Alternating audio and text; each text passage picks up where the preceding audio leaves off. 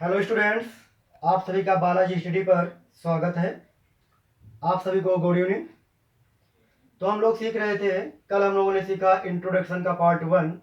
उसमें हम लोगों ने नंबर सिस्टम से, मैंने आप सभी को नंबर सिस्टम से परिचय कराया कि नंबर सिस्टम क्या है और आपको क्या पढ़ना है इस पे।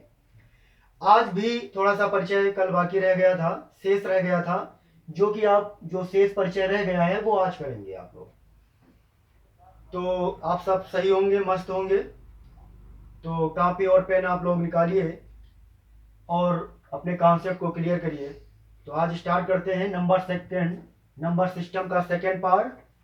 उससे पहले हमारा आज का जो थॉट है वो है, जो लोग बेतुके प्रयास करते हैं, जो लोग बेतुके प्रयास करते हैं केवल वही असंभव को प्राप्त करते हैं।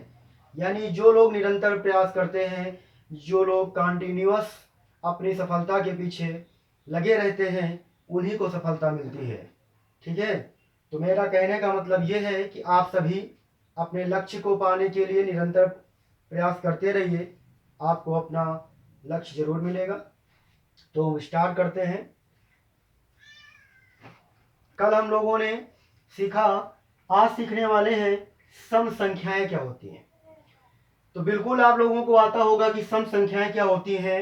तो आप लोग कहोगे दो से विभाज्य होने वाली संख्याएं, दो से विभाज्य होने वाली संख्याएं सम संख्याएं होती हैं।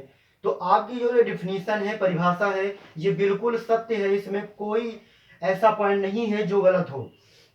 लेकिन कंपटीशन में थोड़ा सा इसमें दिक्कत हो सकती है कि जैसे कि एक नंबर आपको ये दे दिया गया, फिर आपको इस तरीके का एक नंबर दे दिया जाए ये, तो दो से विभाज्य का होने का मतलब है कि आप दो से इसको भाग करेंगे और दो से इसमें भाग करेंगे, तो कुछ ना कुछ तो टाइम लगेगा ना, कुछ ना कुछ तो टाइम लगेगा।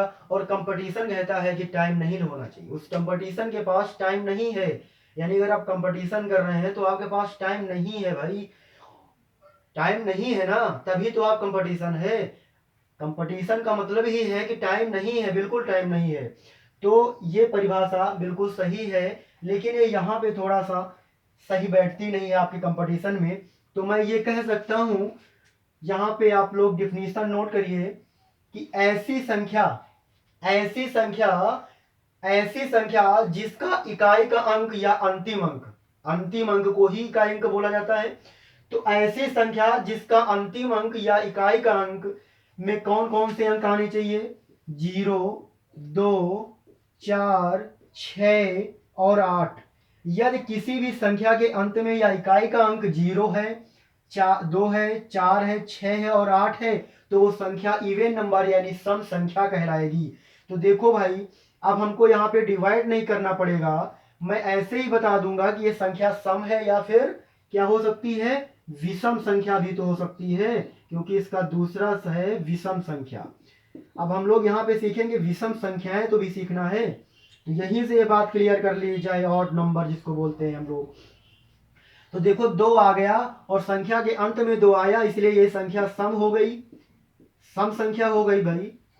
यहाँ पे देखो लास्ट में 8 देखा, यहाँ पे मैच कर लिया, 8 है यहाँ पे, तो ये भी संख्या सम हो गई, 2 से भाग करने का कोई मतलब नहीं है यहाँ पे। तो ये समझ में आ गया होगा, तो आप इस पॉइंट को नोट करिए। ठीक है। तो विषम संख्या क्या होती है कि जिसके, यानी विषम संख्या में आप क्या बोलेंगे कि जिसके इकाई का अंक, यानी जिस संख्या का अंतिम अंक या इकाई का अंक 0, 2, 4, 6, 8 ना हो, यहाँ पे ना हो बोल दो, या फिर यहाँ पे ऐसा भी बोला जाता है कि 2, 1 होना चाहिए, 3 होना चाहिए, 5 होना चाहिए, 7 होना चाहिए, 9 होना चाहिए। तो ये हम क्यों याद करें, ये हम क्यों याद करें भाई, हम इसी को देख लेना कि ये जिसके अंक में मतलब कि इकाई का अंक नहीं होगा, जिस संख्या का इकाई का अंक 0, 2, 4, 6, 8 नहीं होगा, वो संख्या सम नहीं होगी। वो संख्या सम नहीं होगी, अब सम नहीं होगी तो फिर क्या होगी, विषम होगी, बिल्कुल विषम होगी। तो इसको याद करने का शायद कोई मतलब नहीं है।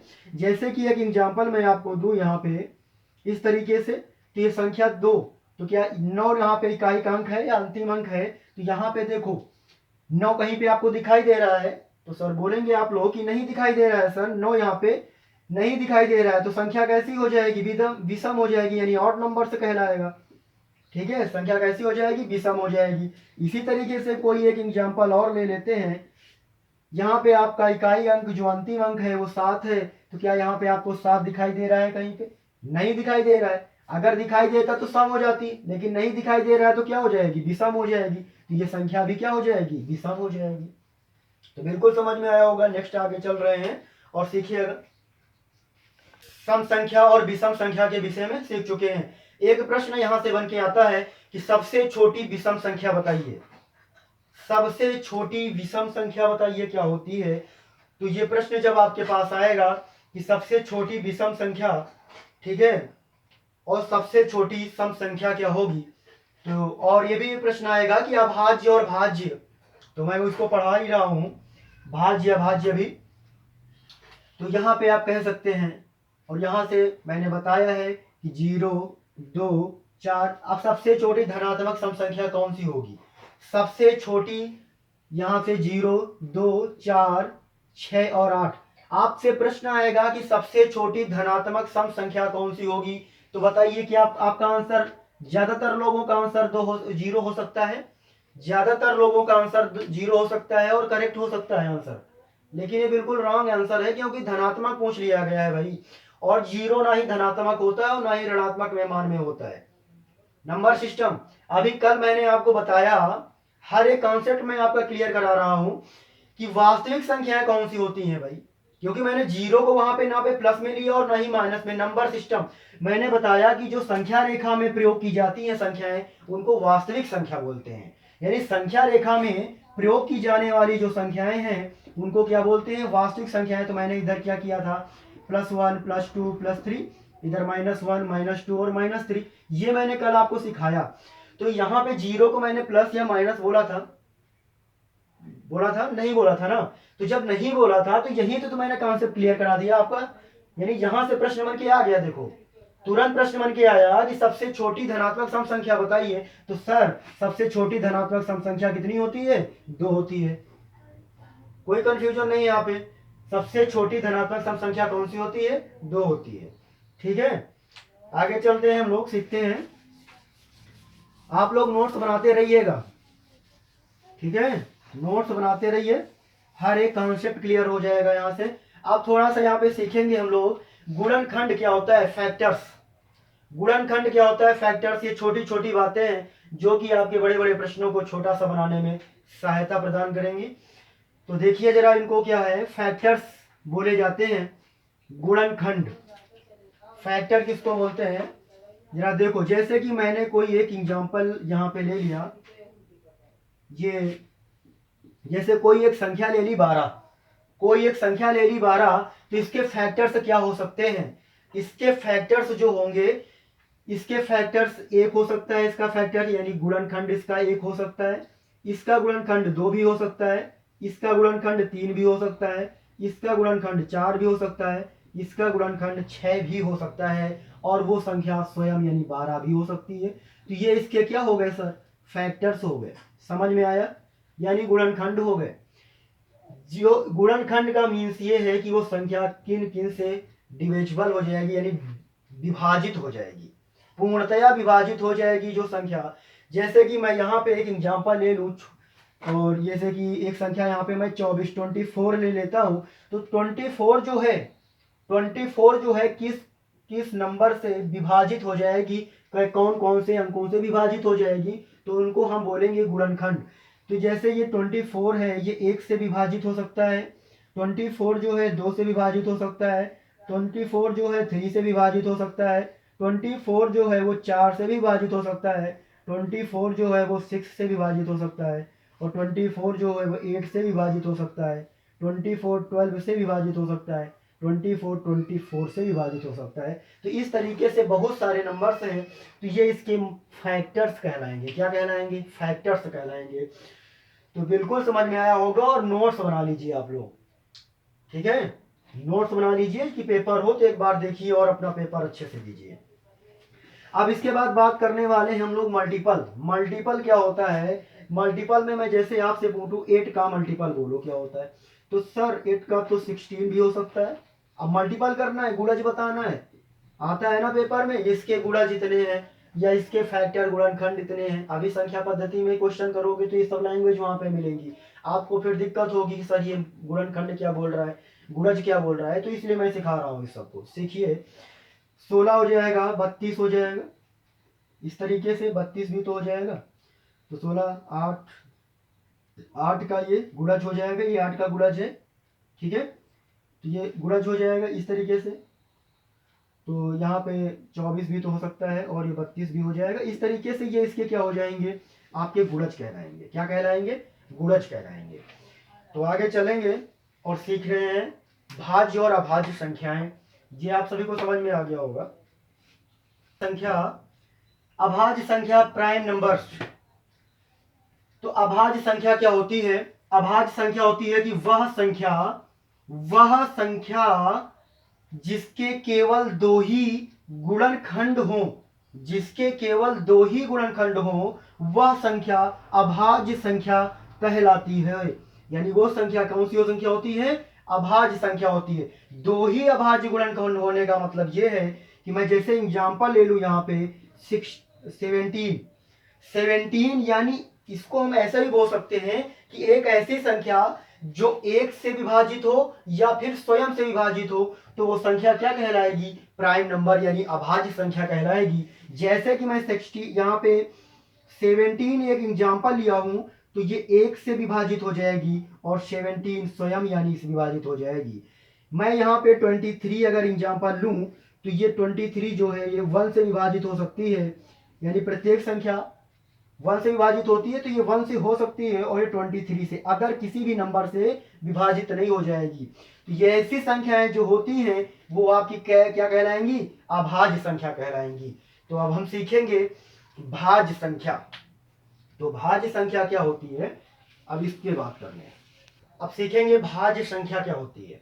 तो भाज्य संख्या वो होती है कि मैंने इसके पहले जो आपको बताया कि अभाज्य संख्या जिसके केवल दो ही गुणनखंड और वैसे गुणनखंड एक होना चाहिए और वो संख्या स्वयं होनी चाहिए, तो ऐसे संख्या को हम बताते हैं कि वो संख्या अभाज्य होती है। लेकिन एक ऐसी संख्या जो एक और स्वयं के अतिरिक्त किसी और भी संख्या से विभाजित हो, तो वो संख्या क्या कहलाती है, भाज्य संख्या कहलाती है। तो मैं यहाँ पे लिख रखा हूं और नोट भी कर सकते हैं कि वह संख्या जिसके दो से अधिक गुणनखंड हो। दो से अधिक गुणनखंड मैंने अभी समझाया कि दो से अधिक गुणनखंड का मीन्स ये है कि एक से विभाजित होगी, स्वयं से विभाजित होगी और भी किसी संख्याओं से विभाजित हो जाएगी, तो वो संख्या दो से अधिक हो जाएंगे गुणनखंड, तो उसको क्या कहेंगे, भाज्य संख्या कहेंगे। तो एग्जांपल लेते हैं छोटा सा और आपके माइंड को सेट करेगा ये कॉन्सेप्ट। जैसे कि ये 4 मैंने ले लिया, तो 4 देखो एक से विभाजित हो जाएगा, कोई दिक्कत नहीं, एक से हो जाएगा। 2 से तो विभाजित हो जाएगा ना, और ये 4 से तो भी विभाजित हो जाएगा। तो यहाँ पे 2 से अधिक गुणनखंड हुए कि नहीं हुए, और जब 2 से अधिक गुणनखंड हुए तो संख्या ये क्या कहलाएगी, 4 भाज्य कहलाएगी। क्या कहलाएगी, भाज्य संख्या कहलाएगी, यानी ये संख्या भाज्य संख्या है। समझ में आ रहा होगा। अब इसके बाद मैं एग्जांपल अगर ले लूं यहाँ पे कि 6 ले लूं, अगर 6 ले लूं तो ये 1 से विभाज्य हो सकता है, 2 से विभाज्य हो सकता है, 3 से विभाज्य हो सकता है और ये स्वयं से विभाज्य हो सकता है। तो ये सब इसके गुणनखंड हुए और ये 2 से ज्यादा हुए, इसलिए क्या हो जाएगी, भाज्य संख्या हो जाएगी। तो बिल्कुल सिंपल है और समझ में आ रहा होगा, हर एक पॉइंट क्लियर होगा यहाँ पे, जैसा कि मैंने आप सभी से वादा किया है। अब आगे चलेंगे और सीखेंगे सह अभाज्य संख्या। अब ये सह अभाज्य संख्या है, तो इसका क्या कॉन्सेप्ट है कि यदि दो संख्याओं का सार्वगुणनखंड एक ही हो तो संख्या क्या कहलाती है, अभाज्य संख्या होती है। यानी यदि दो संख्याओं का सार्वगुणनखंड मतलब कॉमन फैक्टर्स क्या होना चाहिए, एक ही हो, तो वो संख्या क्या कहलाएगी, अभाज्य संख्या कहलाएगी, सह अभाज्य संख्या कहलाएगी। क्या कहलाएगी, सह अभाज्य संख्या कहलाएगी। तो एग्जांपल से समझते हैं कि सह अभाज्य संख्या होती क्या है। जैसे कि मैंने एक एग्जांपल 4, 5 ये एक एग्जांपल ले लिया, तो 4 का जो है और 5 में जो है, इसमें जरा इसके गुणनखंड करते हैं, तो इसके जो गुणनखंड होंगे 4 के, वो क्या होगा, 1 हो सकता है, इसका क्या हो सकता है 2 हो जाएगा, और ये स्वयं 4 हो जाएगा। इसी तरीके से मैं 5 को अगर समझाऊं यहाँ पे, तो 5 के गुणनखंड मैंने अभी आपको सिखाए हैं, 1 हो सकता है और ये 5 हो सकता है। तो यहाँ पे अगर कॉमन की बात करूं, सार्व गुणनखंड की बात करूं, तो यही तो आपका सार्व गुणनखंड होगा, 1 होगा केवल जो दोनों में है। तो जब दोनों में है तो इसी को तो हम लोग बोलेंगे ना कॉमन फैक्टर। तो कॉमन फैक्टर तो इसमें 1 आया, इसलिए 4 और 5 क्या हो गई, सहअभाज्य संख्या होगी। क्या होगी, सहअभाज्य संख्या होगी। कहने का मतलब ये है, कॉमन सेंस लगाइए कि एक सम और एक विषम, तो उसमें कॉमन क्या, एक ही तो कॉमन, एक सम एक विषम, उसमें कॉमन तो एक ही होना है। तो कह सकते हैं कि एक सम एक विषम, ये क्या कहलाएंगी, एक सम एक विषम, भाई एक तो कॉमन होना है, स्वाभाविक सी बात है। तो इस तरीके से आप यहाँ पे इसको नोट कर लीजिए, ये आपको कॉन्सेप्ट है सहअभाज्य संख्या का। अब आगे चलते हैं।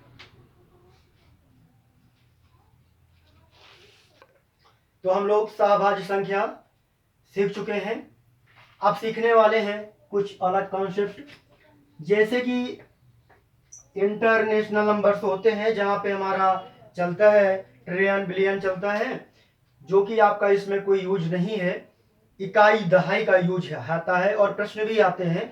तो मैं इसको सिखाऊंगा यहाँ पे, और सीखिए सभी लोग। जैसे कि कोई नंबर्स इस तरीके से आ जाते हैं, तो यहाँ पे इकाई और दहाई, ये इकाई है आपका, क्या है, इकाई के प्लेस पे है ये, और अगर ये इकाई के प्लेस पे है तो मैं इसको इकाई पे यानी 1 के प्लेस पे है, तो ये क्या हो जाएगा आपका 6 हो जाएगा। ये आपका जो है ये किसके प्लेस पे है, दहाई के प्लेस पे है, तो इसको मैं कह सकता हूं कि ये 10 के प्लेस पे हो जाएगा और इक्वल टू 40 हो जाएगा। ठीक है, अब इसको अगर मैं बोलूं तो ये इकाई हो गया, ये दहाई हो जाएगा, तो ये क्या हो जाएगा, सैकड़ा हो जाएगा। तो ये सैकड़े के प्लेस पे आ जाएगा, तो मैं इसको सैकड़े से डिनोट कर सकता हूं, और ये हो जाएगा आपका ऐसे। अब मैं अगर इसकी बात करूं, तो ये आपका इकाई हो गया, दहाई हो गया, सैकड़ा हो गया, तो ये आपका 1000 के प्लेस पे आ जाएगा, तो मैं इसको डिनोट कर सकता हूं, और ये इस तरीके से हो जाएगा। उसके बाद ये 10,000 के प्लेस पे आ जाएगा, तो मैं इसको डिनोट कर सकता हूं इस तरीके से, और ये हो जाएगा आपका इस तरीके से। तो ये बिल्कुल समझ में आ रहा होगा। तो प्रश्न यहां से आता है कि जो ये दिया गया है यहाँ पे 6, जो 6 दिया गया है ना, 6 के स्थानीय मानों का अंतर कितना होगा, या 6 के स्थानीय मानों का योग कितना होगा, या 6 के स्थानीय मानों का गुणनफल कितना होगा, इस तरीके से प्रश्न पूछे जाते हैं। तो यह 6 के स्थानीय मानों का योग पूछा जाए तो स्थानीय मान और जातीय मान 2 प्रश्न यहां से आते हैं, तो वो दोनों प्रश्न को आज क्लियर करेंगे हम लोग। स्थानीय मान, स्थानीय मान जो होता है, स्थानीय मान, स्थानीय मान को हम लोग बोलते हैं प्लेस वैल्यू। क्या बोलते हैं, प्लेस वैल्यू बोलते हैं।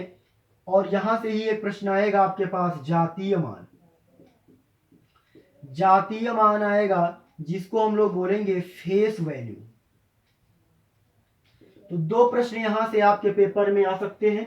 पहला जातीय मान, अगर बोला गया कि 6 के स्थानीय मानों का योगफल कितना होगा, 6 के स्थानीय मानों का योगफल कितना होगा, तो आप कह सकते हो ये 6000 हो जाएगा, तो ये 6, तो 6006 हो जाएगा, क्योंकि ये 6000 के प्लेस पे है और ये इकाई के प्लेस पे है। तो अगर 6 के स्थानीय मानों का योगफल पूछ लिया जाए आपसे, तो ये 1000 के प्लेस पे है तो 6000 हो जाएगा, और ये इकाई के प्लेस पे है तो 6006 हो जाएगा। तो वहां से आंसर हो गया। उसी तरीके से अगर पूछा जाए यहाँ पे कि जातीय मान, जातीय मान मतलब पूछा जाए कि 6 का जातीय मान कितना होगा, तो वो संख्या स्वयं उस होती है। 6 का जातीय मान 6, 4 का जातीय मान 4, 7 का जातीय मान 7, 6 का जातीय मान 6। अब ये किसी भी प्लेस पे हो, यहाँ पे कोई फर्क नहीं पड़ने वाला, अगर ये पूछ रहा है क्या, जातीय मान। जब स्थानीय मान पूछेगा तो स्थान बदल सकता है, लेकिन जातीय मान का मीन्स है कि 6 है तो 6 ही तो रहेगा ना, 7 थोड़े नहीं बन जाएगा, 8 थोड़े नहीं बन जाएगा। 6 है तो चाहे उसको 1000 के प्लेस पे रखो और चाहे 10,000 के प्लेस पे रखो, रहेगा तो 6 ही ना, 8 तो बन नहीं जाएगा। तो कहने का मीन्स है कि जो जातीय मान है उसकी वैल्यू चेंज नहीं होती है और स्थानीय मान अपनी स्थान के अनुसार वैल्यू चेंज कर देता है। तो आई थिंक समझ में जरूर आया होगा आप सभी को। अब आगे चलते हैं।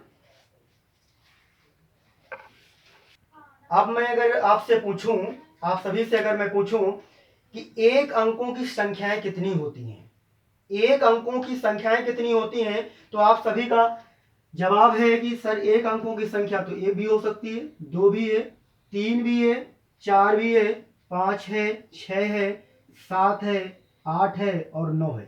तो ये एक अंक की संख्याएं हैं कि नहीं है? ये एक अंक की संख्या है ना। तो एक की संख्या कितनी है? 1 से 9 अर्थात 9। तो मैं यहां से कहूंगा कि एक अंकों की संख्या यानी एक अंक की कुल संख्याएं, एक अंक की कुल संख्याएं कितनी है? 9 है।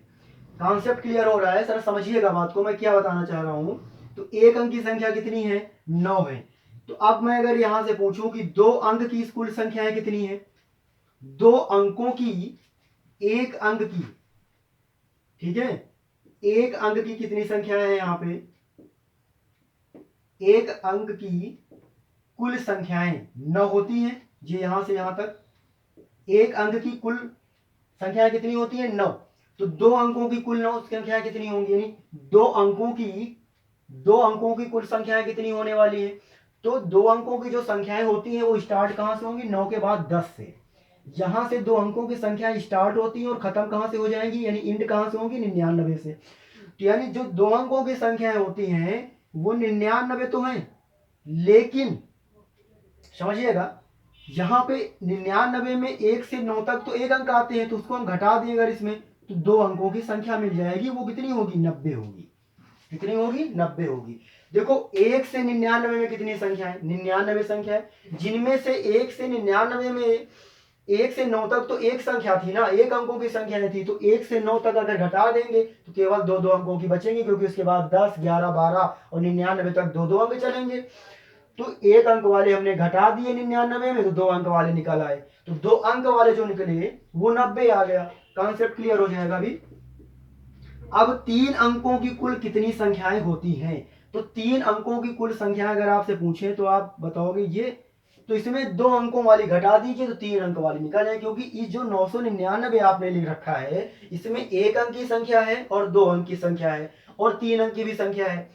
प्रश्न आपसे किया गया है कि केवल तीन अंक की संख्या बताइए, तो इसमें दो अंक और एक अंक घटा दो। यानी मैं इसमें अगर 99 माइनस कर दूं तो केवल तीन अंकों की संख्या मालूम चल जाएगी। तो ये आ जाएगी 900, ये आ जाएगी 900। तो यहां से कुछ समझ में आया? अगर आपसे चार अंकों की संख्या पूछ लूं यहां से कि चार अंकों की कुल कितनी संख्याएं होंगी, तो फिर यहां से कॉन्सेप्ट अच्छा सा लगा देंगे आप और इसमें इसको माइनस कर देंगे, तो आपकी ये चार अंकों की संख्या निकल के आ जाएगी। ठीक है, तो यहां से ये समझ में आ गई बात कि सर जब आपने दो एक अंक की संख्या पूछी कि एक अंक की कुल कितनी संख्या, तो 9 आया। और जब हमने दो अंक की कुल 9 संख्या पूछी कि दो अंकों की कुल कितनी संख्याएं होती हैं, तो कितना आया? 99 आया। यानी जब दो अंकों की पूछी गई तो एक जीरो कम आया। पूछा दो अंक गया तो एक जीरो कम था। यहाँ पे तीन अंक की पूछे गया तो तीन में यानी दो ही जीरो आए। चार अंक पूछा, जीरो कितना है? तीन है, यानी एक कम करके आया। तो यहां से एक फार्मूला बन गया कि n अंकों की कुल संख्या, n अंकों की कुल संख्या, n अंकों की संख्या n इंटू क्या हो सकता है? n अंकों की कुल संख्या की बात कर रहा है, तो n अंकों की कुल संख्या की बात कर रहा है। तो देखो 999 हर जगह है, 999 तो हर जगह आएगा, यानी 9 तो आना ही आना है। और इंटू जीरो घट बढ़ रहे हैं ना, जीरो घट बढ़ रहे हैं तो जीरो हमेशा घट ही तो रहे हैं, तो n-1 बोल सकते हैं ना हम लोग। तो ये यहाँ से एक फार्मूला, जर्नल फार्मूला तैयार हो जाता है आपसे, और ये फार्मूला जो निकल के आया है इन्हीं कॉन्सेप्ट से निकल के आया है। तो सभी लोग इसको नोट कर लीजिए और आगे चलेंगे और इस पे प्रश्न करेंगे हम लोग। प्रश्न है, राम अपने टाइपराइटर से एक 1 से 251, 1 से 251 तक टाइप करता है तो वह अपने टाइपराइटर के बटन को कुल कितनी बार दबाएगा। 1 से 251 तक के अंक मान लीजिए टाइप करता है, 1 से 251 तक टाइप करता है तो वह अपने टाइपराइटर के बटन को कुल कितनी बार दबाएगा। यह प्रश्न इस तरीके का भी पूछा जाता है पेपर में। ठीक है, इस तरीके का भी प्रश्न पेपर में आता है। और कैसे आप करेंगे, मैंने अभी आपको कॉन्सेप्ट सिखाया है कि एक अंक की कुल कितनी संख्याएं, एक, अब यहां पे सॉल्यूशन करेंगे इसका, तो मैंने अभी सिखाया है कि एक अंक की कुल कितनी संख्याएं होंगी, 9 होंगी। एक अंक की कुल कितनी संख्याएं होंगी, 9 होंगी। अब यहाँ पे अगर पूछो कि 2 अंक की कुल कितनी संख्याएं होंगी तो बोलोगे सर 90 होंगी। तो 1 और 2 अंक अगर घटा दिया जाए, क्योंकि देखो पहले अगर वो 1 दबाएगा तो एक बार दबाएगा, फिर 2, अगर 2 दबाना है तो एक बार तो ही दबाओगे बटन में, ऐसे 2 अंक पे दबा दोगे। 3 में अगर दबाना है तो एक बार फिर दबा दोगे। 4 में अगर दबाना है तो एक बार दबा दोगे। 5 में दबाना है तो फिर एक बार, 6 पे तो फिर एक बार दबा दोगे। इसी तरीके से 9 जब जाओगे तो 9 में तो एक बार ही बटन को दबाओगे, लेकिन जैसे ही नंबर 10 आ गया तो बटन को कितनी बार दबाना पड़ेगा, पहले 1 को दबाओगे फिर 0 को, अब 2 बार बटन दबानी पड़ेगी। तो इसीलिए 2 अंकों की संख्या कितनी हो जाएगी, 90। अब जब 3 अंकों की संख्या आ जाएंगी इसके बाद, तो जैसे मान लीजिए आ गया यहाँ पे, अभी जैसे यहाँ पे ये आ गया, तो मैं कह सकता हूँ अगर 100 आ जाएगा तो 100 को लिखने के लिए तो इसे दबा दोगे, कोई दिक्कत नहीं होगी। लेकिन जैसे 100 आएगा तो 0 को 2 बार दबाना पड़ेगा ना। अब जैसे 101 आ जाएगा तो फिर इस तरीके से, अब जैसे मान लीजिए यहाँ पे 251 है तो 3 बार बटन, तो पहले 2 को दबाओगे, 5 को दबाओगे, फिर 1 को दबाओगे, तो बटन को कितनी बार दबाना पड़ेगा, 3 अंकों को लिखने के लिए 3 बार दबाना पड़ेगा। तो कॉन्सेप्ट यहां से आपको समझना है। ठीक है, प्रश्न को समझ के लगाना है, रट के नहीं लगाना है। तो यहां पे अगर मैं 3 अंकों की कुल संख्याएं देखूं, यानी 3 अंकों की कुल से कितनी संख्या हो जाएंगी, तो 1 अंक निकाल लिया, 2 अंक निकाल लिया, तो 251 में से 2 अंक तक घटा दो तो 3 अंक मिल जाएंगे। अगर मैं इसमें 99 को माइनस कर दूं तो कितना आ जाएगा सर, 152 आ जाएगा। बिल्कुल 152 आएगा ना। तो 3 अंक कितनी बार आ जाएगा, 152 आ जाएगा। इनको ऐड करके देख लीजिए, आ जाएगा 152 आ जाएगा। तो जब ये 152 आ गया तो यहां से सिंपल सा एक कॉन्सेप्ट निकल के आ गया कि 9 जो है वो तो एक बार दबाया गया, कुल कितनी बार दबाएगा ना, 90 इंटू 2। ठीक है, अब 152 इंटू 3, यानी 3 अंकों की संख्याओं को लिखने के लिए बटन को कितनी बार दबाओगे भाई, एक अंक के लिखने के लिए संख्याओं को एक बार दबाओगे, और 9 संख्याएं हैं, 2 अंकों की कुल इतनी संख्या है 90 है, और एक बार 2 अंकों की संख्या लिखोगे तो 2 बार बटन दबाओगे, तो 90 बार लिखने के लिए ज्यादा बार दबाओगे, इसलिए मल्टीपल। फिर प्लस 3 अंकों की संख्या को लिखने के लिए बटन को 3 बार दबाना पड़ेगा एक संख्या लिखने के लिए, तो उसी तरीके से 152 संख्या लिखने के लिए मल्टीपल। अब इसका सोल्यूशन आना चाहिए आपको। ठीक है ना, ये 90 हो जाएगा, ये दूना 18 हो जाएगा, ये आपका 3 दूना 6, 5 दूना 10, 3 दूना 6, 5 दूना हो जाएगा 5 ने 15, 3 5 15, 456 हो जाएगा। अब इसको आप ऐड कर लीजिए और ऐड करके आप आंसर बता दीजिए कितना आ जाएगा। ऐड करेंगे तो ये हो जाएगा 606 645 645 समथिंग। ठीक है, ऐसे ही कुछ आना चाहिए। ओ सॉरी, 9615 हो जाएगा इस तरीके। ठीक है, इस तरीके से, यानी 645। तो राम जो अपने टाइपराइटर के बटन को दबाएगा, राम जो टाइपराइटर के कुल बटनों की संख्या कितनी बार दबाई जाएगी, 645 बार दबाई जाएगी। कितनी बार दबाई जाएगी, 645 बार दबाई जाएगी। तो एक प्रश्न और करेंगे। नेक्स्ट क्वेश्चन है आपका कि मोहन अपने टाइपराइटर से 84 से 999 तक टाइप करता है तो वह अपने टाइपराइटर के बटन को कुल कितनी बार दबाएगा। यह प्रश्न मैं आपको दे रहा हूं होमवर्क के लिए। आप सभी लोग इसका आंसर हमें कमेंट बॉक्स में जरूर बताइएगा। ठीक है, आप सभी लोगों से ये आशा है कि आप सभी लोग इसका आंसर बताएंगे, क्योंकि आप इस प्रश्न को सीख चुके हैं। ठीक है, तो आप कमेंट बॉक्स में इसका आंसर बताइए। जय हिंद, जय भारत।